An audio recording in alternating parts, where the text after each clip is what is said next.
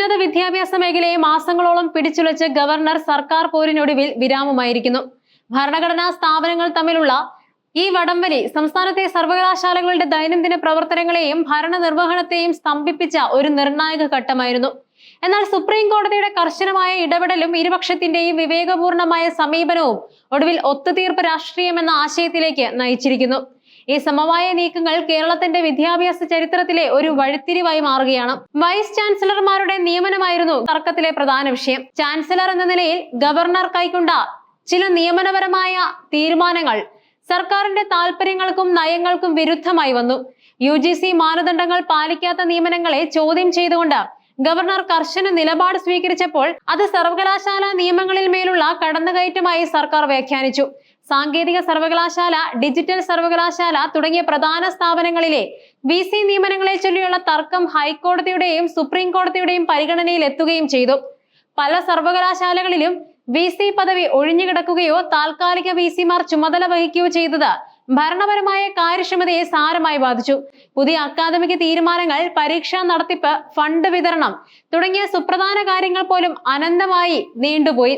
ഭരണഘടനാ സ്ഥാപനങ്ങൾ തമ്മിലുള്ള ഈ പോര് വിദ്യാർത്ഥികളുടെ ഭാവിയെയും ഉന്നത വിദ്യാഭ്യാസ സ്ഥാപനങ്ങളുടെ അന്തസ്സിനെയും ബാധിക്കുന്നുവെന്ന വിമർശനം പൊതുസമൂഹത്തിൽ ശക്തമായി ഉയരുകയും ചെയ്തു. പ്രതിസന്ധിക്ക് അയവ് വരാൻ കാരണമായ ഏറ്റവും പ്രധാനപ്പെട്ട ഘടകം സുപ്രീം കോടതിയുടെ ശക്തമായ നിലപാടായിരുന്നു.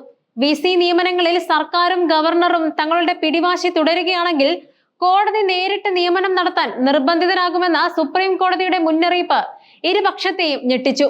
ഭരണപരമായ തടസ്സങ്ങൾ നീക്കി ഉന്നത വിദ്യാഭ്യാസ മേഖലയുടെ സുഗമമായ പ്രവർത്തനം ഉറപ്പാക്കണമെന്നതായിരുന്നു കോടതിയുടെ പ്രധാന നിർദ്ദേശം. ഭരണഘടനാ സ്ഥാപനങ്ങളെ അവരുടെ ഉത്തരവാദിത്തം ഓർമ്മിപ്പിച്ച ഈ അന്ത്യശാസനം ഒരു വഴിത്തിരിവായി മാറി. ഈ കോടതി ഇടപെടലിന്റെ പശ്ചാത്തലത്തിൽ സംസ്ഥാന മുഖ്യമന്ത്രി പിണറായി വിജയനും ഗവർണറും തമ്മിൽ നിർണായകമായ കൂടിക്കാഴ്ചകൾ നടന്നു. മാസങ്ങളോളം നീണ്ടുനിന്ന തർക്കങ്ങൾ അവസാനിപ്പിച്ച് സമവായത്തിന്റെ പാതയിലേക്ക് നീങ്ങാൻ ഇരുവരും സമ്മതിച്ചു. ഉന്നത വിദ്യാഭ്യാസ മേഖലയുടെ ഭാവിയെ മുൻനിർത്തി ഇരുപക്ഷവും വിട്ടുവീഴ്ചകൾക്ക് തയ്യാറാവുകയും ചെയ്തു. മുഖ്യമന്ത്രിയും ഗവർണറും തമ്മിലുള്ള കൂടിക്കാഴ്ചയ്ക്ക് പിന്നാലെ പ്രധാനപ്പെട്ട 2 സർവകലാശാലകളിലെ VC നിയമനങ്ങളിൽ സമവായമുണ്ടായി. ഈ സർവകലാശാലയിലെ നിയമനം തർക്കങ്ങളുടെ ഒരു പ്രധാന കേന്ദ്രമായിരുന്നു. ഒടുവിൽ ഡോക്ടർ സിസ തോമസിനെ സാങ്കേതിക സർവകലാശാലയിലെ വൈസ് ചാൻസലറായി നിയമിച്ചു. നവസാങ്കേതിക വിദ്യകളിൽ ശ്രദ്ധ കേന്ദ്രീകരിക്കുന്ന ഡിജിറ്റൽ സർവകലാശാലയിൽ ഡോക്ടർ സജി ഗോപിനാഥിനെയും VC ആയി നിയമിച്ചു. ഈ നിയമനങ്ങളോടെ മാസങ്ങളായി ഭരണപരമായ അനിശ്ചിതത്വത്തിൽ കഴിഞ്ഞിരുന്ന ഈ സർവകലാശാലകൾക്ക് സ്ഥിരം ഭരണാധികാരികളെ ലഭിച്ചു.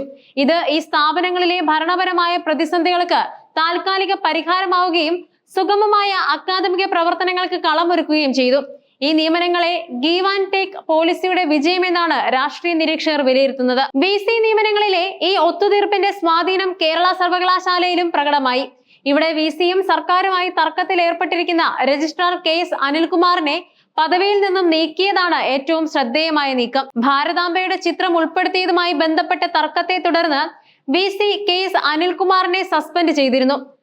സിൻഡിക്കേറ്റ് ഈ സസ്പെൻഷൻ റദ്ദാക്കിയെങ്കിലും VC പുതിയ ഉത്തരവിലൂടെ സസ്പെൻഷൻ തുടരാൻ നിർദ്ദേശിച്ചു. ഈ നടപടിക്കെതിരെ അദ്ദേഹം ഹൈക്കോടതിയെ സമീപിക്കുകയും ചെയ്തിരുന്നു. കോടതിയുടെ പരിഗണനയിൽ ഇരിക്കെയാണ് സർക്കാർ ഇടപെടലുണ്ടായത്.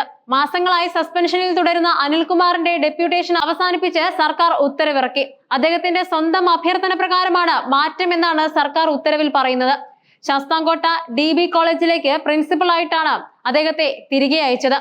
VCക്ക് നിരന്തരം തലവേദന സൃഷ്ടിച്ചിരുന്ന ഒരു ഉദ്യോഗസ്ഥനെ മാറ്റിയതിലൂടെ കേരള സർവകലാശാലയിലെ ദൈനംദിന ഭരണത്തിൽ സർക്കാർ VCക്ക് അനുകൂലമായ നിലപാട് സ്വീകരിക്കുന്നു എന്ന സൂചനയാണ് പുറത്തുവരുന്നത്. സർവകലാശാല ഭരണത്തിൽ VCക്ക് പൂർണ്ണ സ്വാതന്ത്ര്യം നൽകിക്കൊണ്ട് തടസ്സങ്ങൾ നീക്കാനുള്ള സർക്കാരിന്റെ വിട്ടുവീഴ്ചയുടെ ഭാഗമായി ഈ നടപടിയെ കണക്കാക്കാം. ഈ ഒത്തുതീർപ്പ് നീക്കങ്ങൾ കേരളത്തിലെ ഉന്നത വിദ്യാഭ്യാസ രംഗത്ത് പുതിയ പ്രതീക്ഷ നൽകുന്നുണ്ട്. ഭരണഘടനാ സ്ഥാപനങ്ങൾ തമ്മിലുള്ള പോര് കാരണം മുടങ്ങിക്കിടന്ന ഭരണപരമായ കാര്യങ്ങൾക്ക് വേഗത ലഭിക്കും.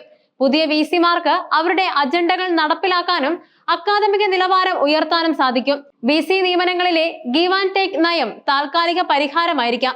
എങ്കിലും സർവകലാശാലകളുടെ പ്രവർത്തനങ്ങളെ മുന്നോട്ട് കൊണ്ടുപോകാൻ ഭരണഘടനാപരമായ പരിധിക്കുള്ളിൽ നിന്നുകൊണ്ട് പരസ്പരം സഹകരിക്കേണ്ടതിന്റെ പ്രാധാന്യം ഈ സംഭവങ്ങൾ അടിവരയിടുന്നുണ്ട്. ഉന്നത വിദ്യാഭ്യാസ സ്ഥാപനങ്ങളെ രാഷ്ട്രീയ തർക്കങ്ങളിൽ നിന്നും മാറ്റി നിർത്തേണ്ടത് സംസ്ഥാനത്തിന്റെ അക്കാദമിക ഭാവിക്കും യുവതലമുറയുടെ വളർച്ചയ്ക്കും അനിവാര്യമാണ്. കോടതിയുടെ ഇടപെടലും ഇരുപക്ഷത്തിന്റെയും അനുരഞ്ജന നീക്കവും കേരളത്തിന്റെ വിദ്യാഭ്യാസ രംഗത്തെ ഇരുണ്ട അധ്യായത്തിന് തിരശ്ശീലയിട്ടുകൊണ്ട് പുതിയൊരു ഭരണപരമായ സംസ്കാരത്തിന് തുടക്കമിടുന്നു.